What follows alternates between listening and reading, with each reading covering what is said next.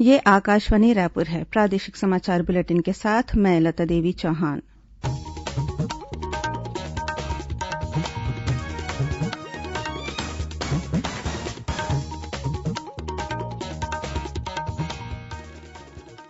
आज के मुख्य समाचार। प्रदेश में गोधन न्याय योजना के तहत किसानों और पशुपालकों से ₹1.5 प्रति किलो की दर से गोबर की खरीद की जाएगी। मंत्रिमंडलीय उप समिति ने की अनुशंसा। राज्य में स्थापित सभी 16 परिवहन जांच चौकियों को पुनः शुरू किया जाएगा। दंतेवाड़ा और बीजापुर जिले में आज 3 इनामी सहित 9 माओवादियों ने किया आत्मसमर्पण। और रायगढ़ के एटीएम में पैसा डालने आए कैश वैन के चालक की हत्या कर करीब 14.5 लाख रूपये के लूट के 2 आरोपियों को पुलिस ने किया गिरफ्तार।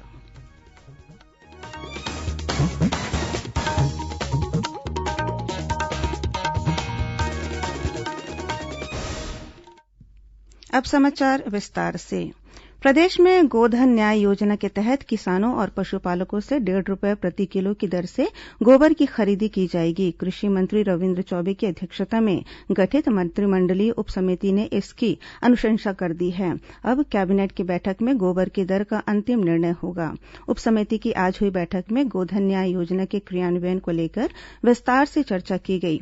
प्रदेश में गोधन के संरक्षण, संवर्धन और वर्मी कम्पोस्ट के उत्पादन को बढ़ावा देने तथा ग्रामीण अर्थव्यवस्था को बेहतर बनाने के लिए गोधन न्याय योजना की शुरुआत हरेली त्योहार से की जाएगी। इसके तहत बड़े पैमाने पर वर्मी कम्पोस्ट खाद का उत्पादन किया जाएगा। कृषि मंत्री रविन्द्र चौबे और वन मंत्री मोहम्मद अकबर ने बताया कि गौठान समिति या उसके द्वारा नामित समूह द्वारा घर घर जाकर गोबर का संग्रहण किया जाएगा।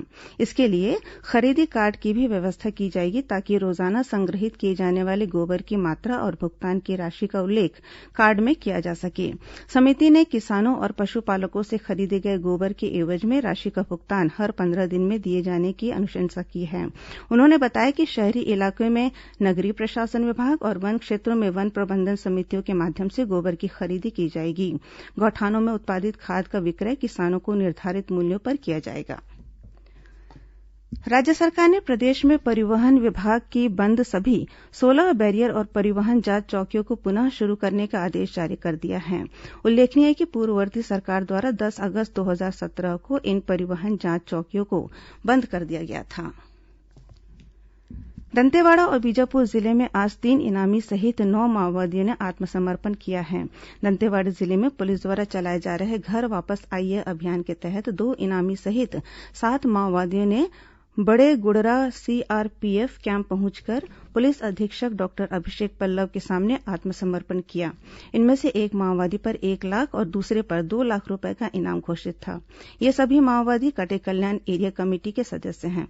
वहीं बीजापुर जिले में भी आज एक महिला सहित 2 माओवादियों ने बस्तर रेंज के आईजी, सीआरपीएफ के डीआईजी, पुलिस अधीक्षक और कलेक्टर के समक्ष आत्मसमर्पण कर दिया। इनमें एक महिला माओवादी और जगरगुंडा बासागुड़ा एरिया कमेटी सदस्य भी शामिल हैं।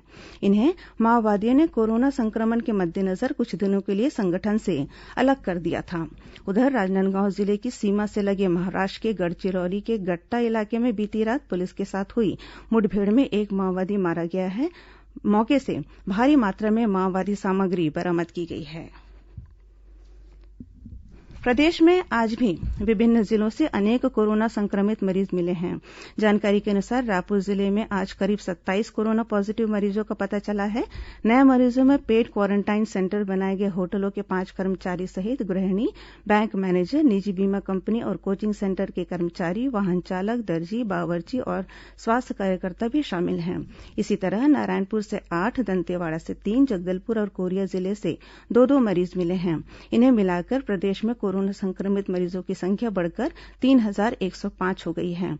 इनमें से 670 मरीजों का इलाज विभिन्न अस्पतालों में चल रहा है। राजनांदगांव जिले के गुरुद्वारा के सामने स्थित सीएमएचओ कार्यालय में अगले सप्ताह कोरोना जांच प्रयोगशाला की शुरुआत की जाएगी। प्रयोगशाला निर्माण को लेकर स्वास्थ्य विभाग की तैयारियां अंतिम चरण में है। प्रयोगशाला में 2 घंटे के भीतर ही जांच रिपोर्ट मिल जाएगी।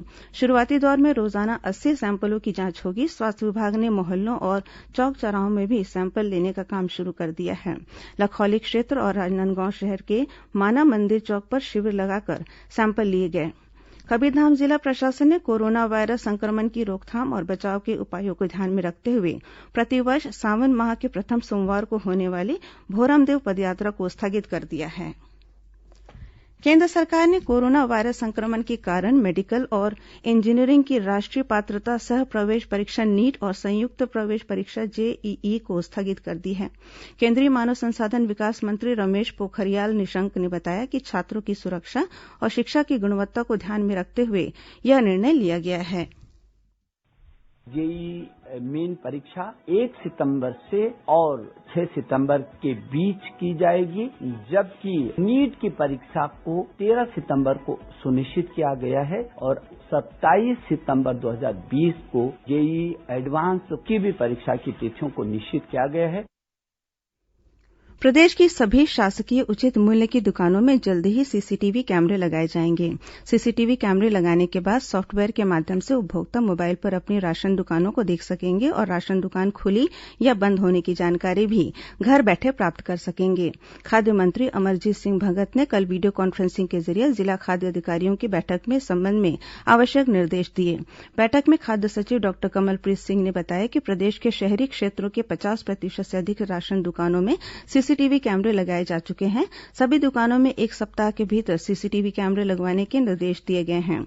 सीसीटीवी कैमरे से राशन दुकानों में होने वाली गतिविधियों की जानकारी मिलेगी और इसकी मॉनिटरिंग भी आसानी से हो सकेगी।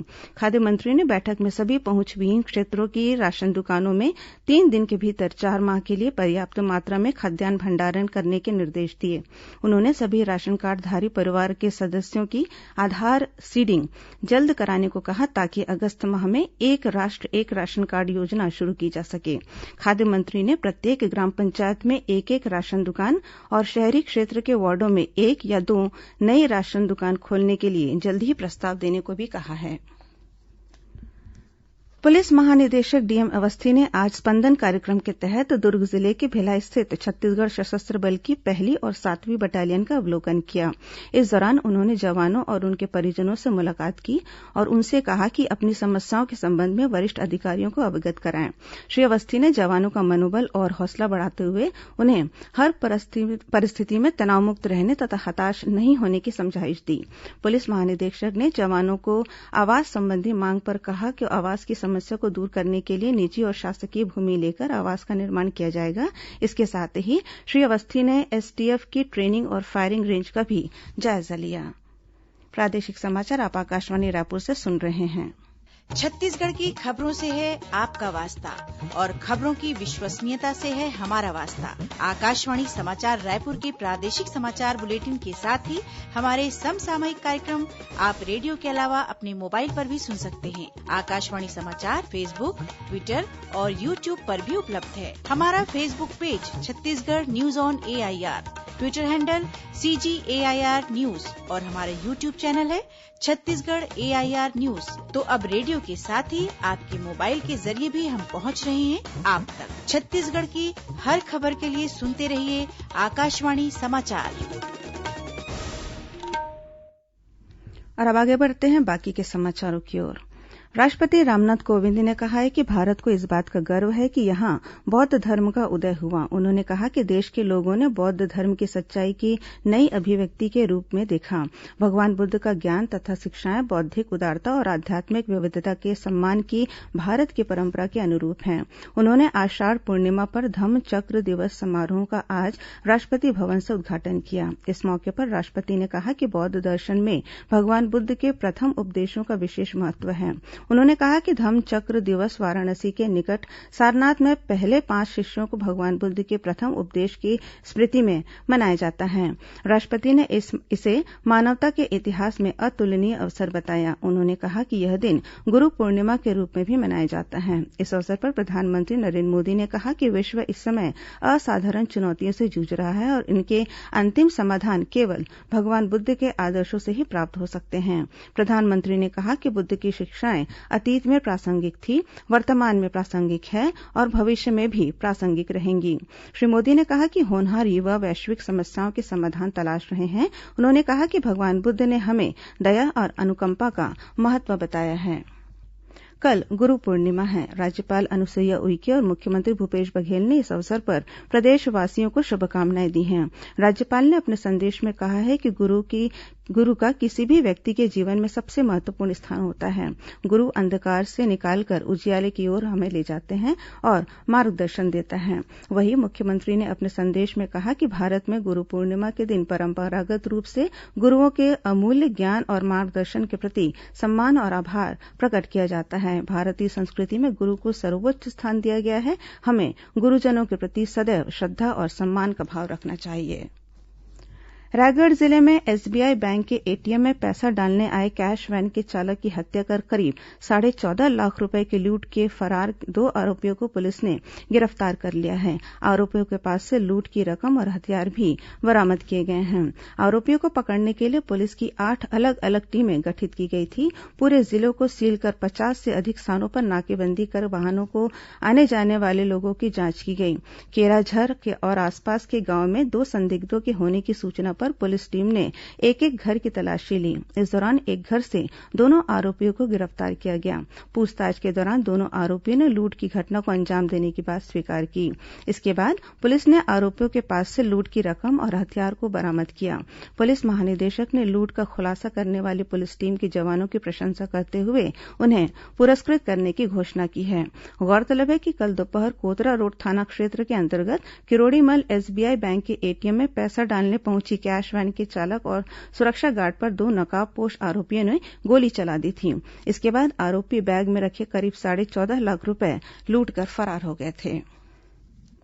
पंचायत मंत्री टीएस सिंहदेव ने स्वच्छ भारत मिशन ग्रामीण के कार्यों की समीक्षा के दौरान चालू वित्तीय वर्ष की कार्ययोजना और आगामी 5 वर्षों के कार्यों की रूपरेखा बनाने के संबंध में आवश्यक निर्देश दिए हैं। उन्होंने बैठक में गांवों में स्वच्छता व्यवहारों के स्थायित्व पर जोर देते हुए कहा है कि लोगों को स्वच्छता को अपनी आदत में शामिल करें। इसके लिए उन्हें लगातार प्रेरित करने की जरूरत है। उन्होंने कहा कि गांव के खुले में शौच मुक्त होने के बाद बेहतर साफ सफाई के लिए अब ठोस और तरल अपशिष्ट के प्रबंधन पर ध्यान दिया जाना चाहिए। प्रदेश में आगामी 6 जुलाई को वन विभाग द्वारा मुनगा पौधा रोपण का विशेष अभियान चलाया जाएगा। इसके तहत प्रदेश के सभी सरकारी स्कूलों, आंगनबाड़ी केन्द्रों और छात्रावास आश्रमों में मुनगा के पौधे लगाए जाएंगे। वन मंत्री मोहम्मद अकबर ने बताया कि यह अभियान कुपोषण मुक्त छत्तीसगढ़ की परिकल्पना को साकार करने में अहम भूमिका निभाएगा। इसके रोपण से मुनगा की उपलब्धता होगी और हरियाली सहित पर्यावरण संरक्षण को भी बढ़ावा मिलेगा। प्रधान मुख्य वन संरक्षक राकेश चतुर्वेदी ने बताया कि मुनगा सेहत के लिए बहुत फायदेमंद है। यह मल्टीविटामिन से भरपूर होता है। प्रदेश के 22 जिला मुख्यालयों में कांग्रेस भवन का निर्माण किया जाएगा। पार्टी की राष्ट्रीय अध्यक्ष सोनिया गांधी और सांसद राहुल गांधी की उपस्थिति में वीडियो कॉन्फ्रेंसिंग के जरिए 20 अगस्त को पूर्व प्रधानमंत्री राजीव गांधी की जयंती के अवसर पर कांग्रेस भवन निर्माण का भूमि पूजन कराने की तैयारी है। मुख्यमंत्री भूपेश बघेल और प्रदेश अध्यक्ष मोहन मरकाम ने आज रायपुर में जिला और शहर अध्यक्षों के साथ बैठक कर जिला मुख्यालयों में कांग्रेस भवन निर्माण और जिला कांग्रेस कार्यकारिणी के गठन के संबंध में चर्चा की। इस दौरान केंद्र सरकार की गरीब कल्याण योजना से छत्तीसगढ़ को भी जोड़े जाने सहित अन्य मुद्दों पर भी चर्चा की गई। प्रधानमंत्री शहरी पथ विक्रेता आत्मनिर्भर स्वनिधि योजना के तहत फुटपाथ पर व्यवसाय करने वालों को नगर निगम राजनांदगांव के माध्यम से 10,000 रूपये तक का ब्याज अनुदान ऋण दिया जाएगा। नगर निगम ने इसके लिए सर्वे कर लाभार्थियों को चिन्हांकित कर लिया है। ऐसे लगभग 1100 शहरी फुटपाथी व्यवसायियों को जल्द ही ऋण मुहैया कराने की प्रक्रिया शुरू की जाएगी। ऋण पर किसी भी तरह का अनुदान नहीं मिलेगा, केवल 7% ब्याज अनुदान शासन द्वारा दिया जाएगा। भारतीय आयुर्विज्ञान अनुसंधान परिषद आईसीएमआर ने सभी राज्यों और केंद्रशासित प्रदेशों को पत्र लिखकर निजी प्रयोगशालाओं को कोरोना संक्रमण जांच के लिए एनएबीएल से मान्यता प्राप्त करने के लिए प्रोत्साहित करने को कहा है। एनएबीएल चिकित्सा संबंधी परीक्षण प्रयोगशालाओं का प्रत्यायन कराने वाला संगठन है।